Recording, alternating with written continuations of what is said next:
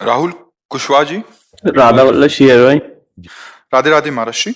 महाराज जी, भजन करना और जीवन यापन एवं कर्तव्य का पालन करने के लिए धन की आवश्यकता होती है। भजन करता हूँ तो धन कमाने के लिए मन नहीं लगता, और धन कमाता हूँ तो भजन में मन नहीं लगता। गलत बात, दोनों गलत बात है, भी सही रास्ते पे नहीं हो। चक्रवर्ती सम्राट अम्बरीश जी हैं और महाभागवत है। सुदर्शन चक्र उनकी सुरक्षा में रहता है, अंग रक्षा में भगवान का। और चक्रवर्ती सम्राट राजा होकर के संपूर्ण शासन करते हैं। 14 वर्ष भगवान श्री राम वनवास में है और भरत जी अयोध्या का राज्य संभाल रहे, चक्रवर्ती सम्राट पद और रात दिन भजन कर रहे हैं। अभी मतलब लाइन क्लियर नहीं अंदर की। कर्तव्य का पालन करना और भगवान का स्मरण करना दोनों साथ साथ होते हैं।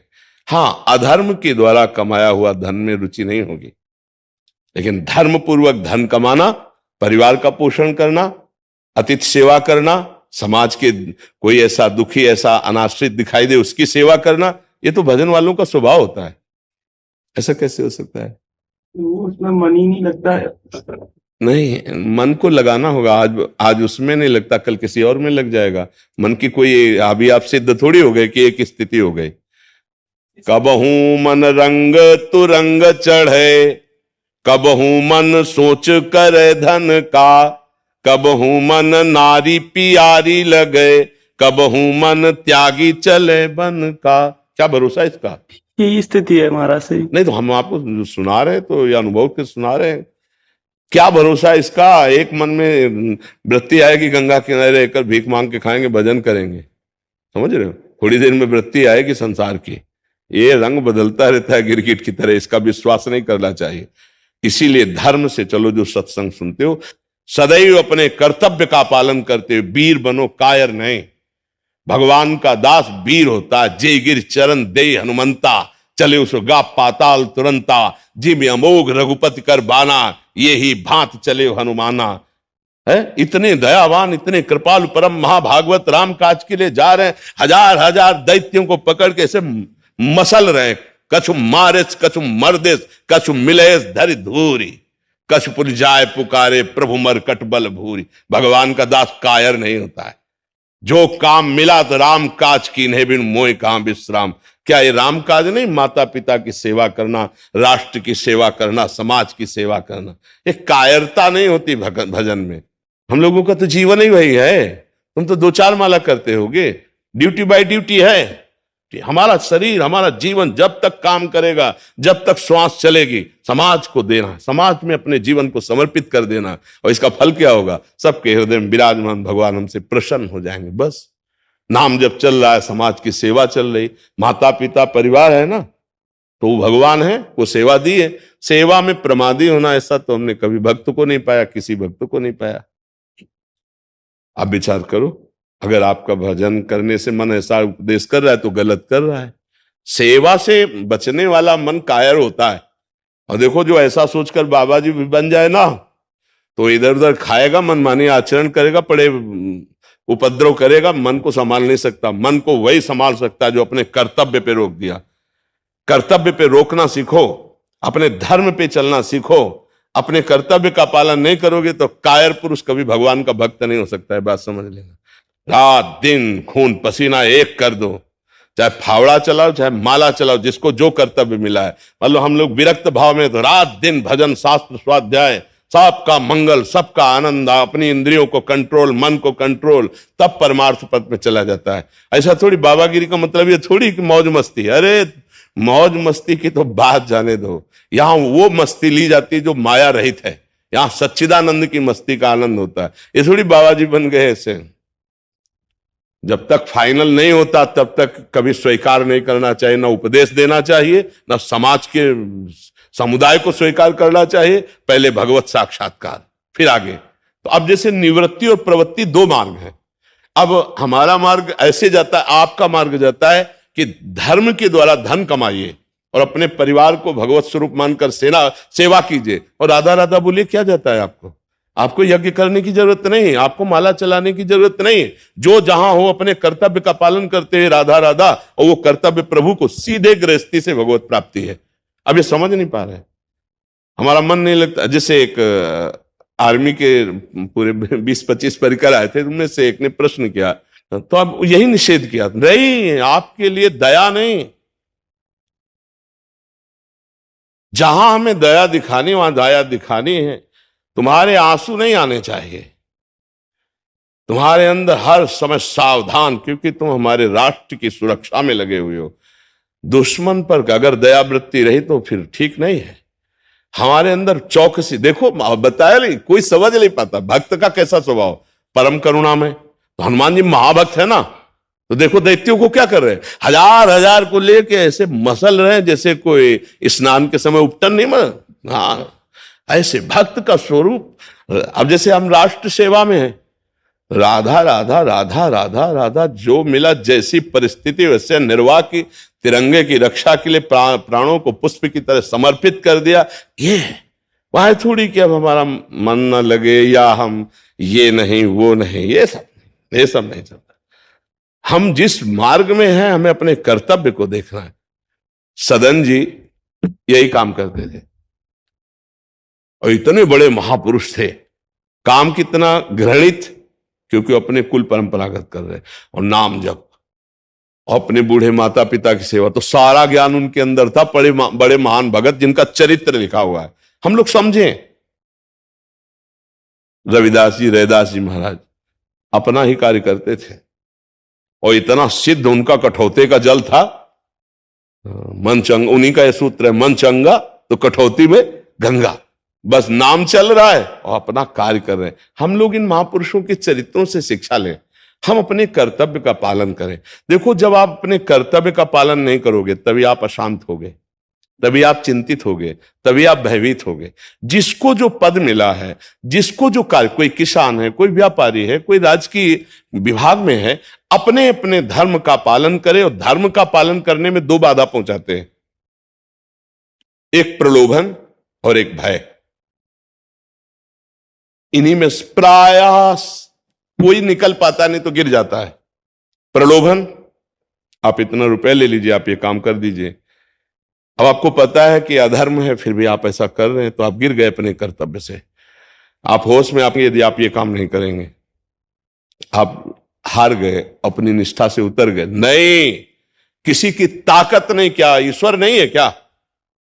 और अगर गोली लगनी है तो गोली लगनी है जिस मिनट में, जिस सेकंड में, उसी में लगेगी, जिस अंग में पक्का लगेगी। और नहीं लगनी है तो खरोच नहीं आएगी। ऐसे भी जो विधना ने लिख दिया, छठी राव के अंक, राय घटे न तिल बड़े रहुरे जीव निसंग, सुनो भरत भावी प्रबल बिलक कहो मुनिनाथ, हानि लाभ जीवन मरण जस अपजस विद्या। अगर गोली से मरना है तो गोली से मरेंगे, 100 बार नहीं मरना। अधर्म आचरण नहीं करेंगे, तुझे जो मारना हो, जब जैसा करना हो कर लेना। अधर्म आचरण नहीं करेंगे, नहीं करेंगे, खत्म खेल। पर इतना हिम्मत भजन करके ही आएगा, अध्यात्म भी आएगा। नहीं तो अपने धर्म के पालन करने में दो बातें सबको गिरा देती हैं, चाहे कोई भी हो, बैरागी हो और चाहे गृहस्थी हो। दो बातों में कदम खिसक जाते हैं नीचे। पहला है प्रलोभन, ये भोगो, ये भोगो, करो मनोरंजन, गए। या अपने निर्णय में तुम परिवर्तन लाओ, ये रुपया ले, फंस गए। तुम्हारा जीवन अब संकट में होगा आगे चलकर। तुम्हारे बुद्धि के द्वारा ऐसा अपराध बन जाएगा कि तुम्हें अव्यक्त किए हुए अपराध का फल तुम्हें भोगना पड़ेगा। या फिर डर, ऊपर से फोन आ रहा है कि आपको ऐसा करना पड़ेगा। नहीं सर, ये तो गलत है, तो आप, हमारे पास उपाय क्या है? तो ठीक है, आप निलंबित कर दीजिए, लेकिन धर्म विरुद्ध आचरण मैं नहीं करूंगा, तो उसकी विजय हो जाएगी। इस माया पर विजय वो प्राप्त है। पर इतनी हिम्मत होना बहुत कठिन कि हम नौकरी छूट जाएगी, लड़का बच्चा का कैसे पालन होगा? चलो सर जैसा कह रहे हैं वैसा, गड़बड़ हो जाएगा।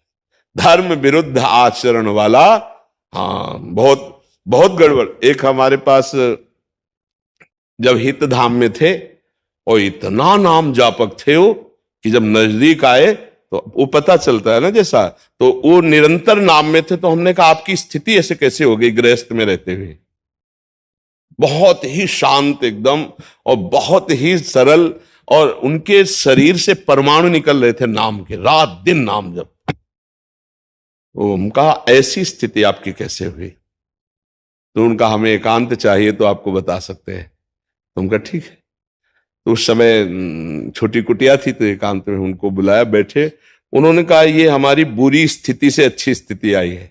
उनका कैसे?